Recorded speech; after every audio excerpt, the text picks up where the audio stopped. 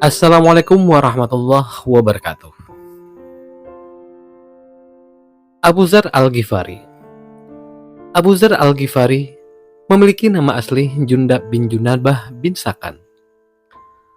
Ia adalah salah satu sahabat Rasulullah SAW yang lahir dan tinggal di jalur kafilah Mekah.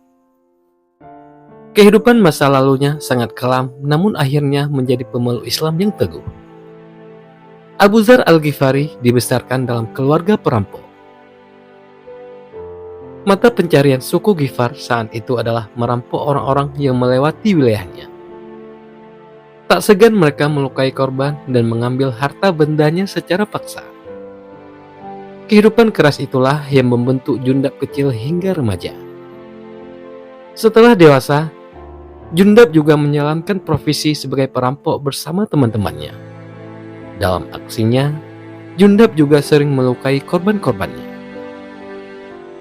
Berita tentang datangnya agama baru yang menghebohkan Mekah sampai ke telinga Jundab, dan ia sangat ingin bertemu dengan Nabi Muhammad SAW. Hati nuraninya mengatakan bahwa agama itu mengajarkan kebenaran. Ia pun pergi ke Mekah selama sebulan. Ia menyusuri kota Mekah untuk mencari Rasulullah. Ketika dia bertemu Rasulullah, ia menceritakan kepada Rasulullah bahwa ia berasal dari Ghifar. Beliau tersenyum penuh kekaguman.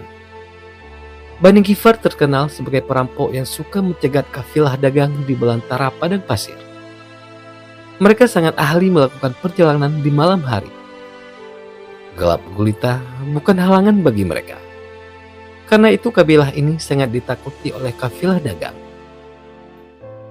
Nabi SAW makin takjub ketika mengetahui bahwa Abu Dzar datang sendirian hanya untuk mendengar dan mengikuti risalah Islam yang beliau bawa, yang sebenarnya baru didakwahkan secara sembunyi-sembunyi. Beliau hanya bisa berkata, "Sungguh Allah memberikan hidayah kepada siapa yang dikehendakinya." Setelah keislamannya, beliau menyarankan agar ia menyembunyikan keimanannya dan kembali kepada kaumnya sampai waktunya Allah memberikan kemenangan. Karena sebagai perantau yang sendirian, akan sangat berbahaya jika diketahui ia telah memeluk agama baru yang menentang penyembahan berhala. Ia bisa memahami saran beliau tersebut.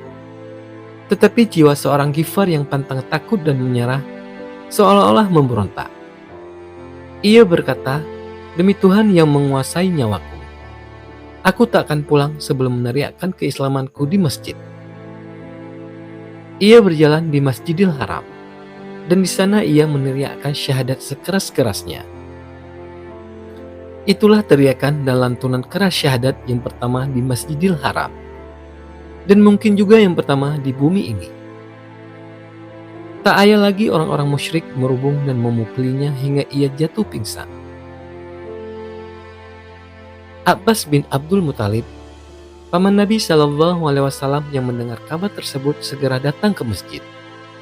Tetapi melihat kondisinya, tidak mudah melepaskan Abu Dzar dari kemarahan massa. Karena itu ia berkata diplomatis, "Wahai orang Quraisy, dia adalah orang dari kabilah Bani Ghifar, dan kalian semua adalah kaum pedagang yang selalu melewati daerah mereka. Apa jadinya jika mereka tahu kalian telah menyiksa anggota keluarganya?" Maka mereka pun melepaskannya. Tetapi pada hari berikutnya, ketika Abu Dzar melihat dua wanita mengelilingi berhala Usaf dan Nailah sambil bermohon, lagi-lagi jiwa tauhidnya terusik. Ia mencegat dua wanita tersebut dan menghina dua berhala itu sejadi-jadinya, sehingga dua wanita itu menjerit ketakutan. Tak pula orang-orang musyrik berkumpul, dan sekali lagi menghajarnya beramai-ramai hingga pingsan. Melihat kejadian tersebut, sekali lagi Rasulullah SAW memerintahkannya untuk segera pulang ke kabilahnya. Kembali ke daerahnya, Abu Dzar mendakwahkan risalah Islam kepada kaumnya, sehingga sedikit demi sedikit mereka memeluk Islam. Ia juga mendakwahkan kepada kabilah tetangganya, yaitu Bani Aslam, sehingga cahaya hidayah menerangi kabilah ini. Beberapa tahun kemudian, ketika Nabi Shallallahu Alaihi Wasallam sudah tinggal di Madinah, serombongan besar manusia datang dengan suara gemuruh. Kalau tidaklah gema takbir yang terdengar, pastilah mereka mengira sedang diserang musuh. Ternyata mereka adalah kabilah Bani Ghifar dan Bani Aslam. Dua kabilah yang terkenal jadi momok perampokan kafilah dagang di belantara padang pasir. Berkamuflase menjadi raksasa pembela kebenaran dan penebar kebaikan. Dan hidayah Allah tersebut datang melalui tangan Abu Zar. Ketika dua rombongan besar ini menghadap Rasulullah SAW, beliau berkaca-kaca diliputi keharuan, sukacita, dan rasa kasih berlimpah. Beliau bersabda kepada kabilah Bani Ghifar, "Ghifarun ghafarallahu laha," yaitu suku Ghifar telah diampuni oleh Allah. Kemudian beliau berpaling kepada kabilah Bani Aslam sambil bersabda, "Wa aslamu salamahu," yaitu suku Aslan telah diterima dengan selamat damai oleh Allah.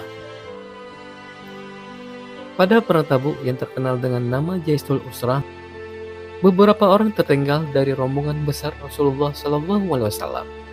Beliau bersabda, "Biarkanlah andaikan ia berguna, tentu akan disusulkan oleh Allah kepada kalian.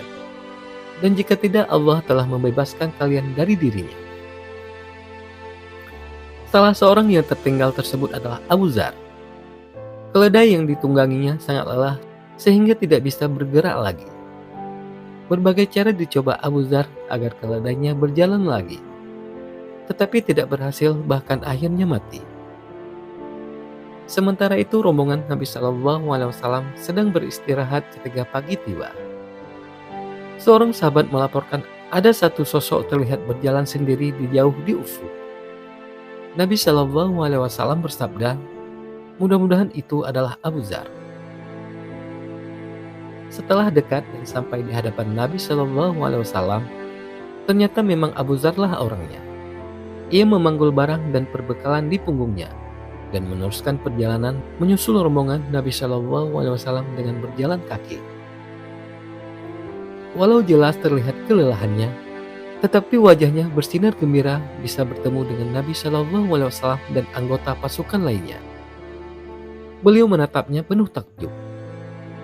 Kemudian dengan senyum yang santun dan penuh kasih, beliau bersabda, "Semoga Allah melimpahkan rahmatnya kepada Abu Zar. Ia berjalan sendirian, ia meninggal sendirian, dan ia akan dibangkitkan sendirian." Sebuah bentuk pujian atau sebuah ramalan, atau sebuah bentuk rasa kasihan atau apapun itu, hanyalah sebuah gambaran tentang apa yang telah dan akan dijalani oleh Abu Zar. Bahkan pada hari kebangkitan nanti. Suatu ketika Nabi SAW bersabda kepadanya, "Wahai Abu Zar, bagaimana pendapatmu jika menjumpai para pembesar yang mengambil upeti untuk keperluan pribadinya?" Dengan tegas Abu Zar menjawab, "Demi Allah yang telah mengutus engkau dengan kebenaran, aku akan luruskan mereka dengan pedangku." Beliau tersenyum kemudian bersabda, "Maukah aku beri jalan yang lebih baik dari itu?" Abu Zar mengangguk. Kemudian Nabi SAW bersabda, "Bersabarlah engkau sampai engkau menemui aku." Inilah gambaran situasi yang akan dihadapi oleh Abu Zar sepeninggal Nabi SAW. Saat akhir kehidupannya, ketika Abu Zar mengalami sakratul maut, istri yang menungguinya menangis. Ia berkata, "Apa yang engkau tangisi? Padahal maut itu pasti datang." "Bukan itu," kata istrinya. "Engkau meninggal, padahal tidak ada kain untuk mengkafani jenazahmu." Abu Dar tersenyum sambil matanya menerawang jauh, seolah mengingat sesuatu. Ia berkata, "Aku ingat junjunganku. Rasulullah SAW berkata pada kelompok sahabat termasuk aku, ada salah satu dari kalian yang meninggal di padang pasir yang liar dan terpencil, yang akan disaksikan oleh serombongan orang beriman. Semua sahabat yang hadir di majelis tersebut telah meninggal syahid atau di hadapan kaum muslimin, kecuali aku.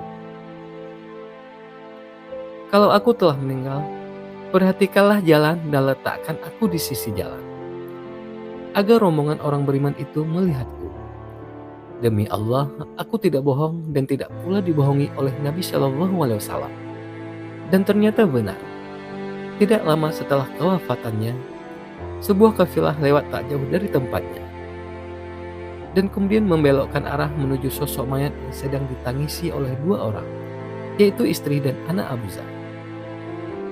Sahabat Abdullah bin Mas'ud yang memimpin rombongan tersebut langsung mengenalinya sebagai Abu Zar. Ia berurai air mata melihat keadaan sahabatnya tersebut, sambil berkata, "Benarlah Rasulullah Shallallahu Alaihi Wasallam. Anda berjalan seorang diri, Anda meninggal seorang diri, dan Anda akan dibangkitkan pula seorang diri. Wallahu a'lam. Assalamualaikum warahmatullahi wabarakatuh."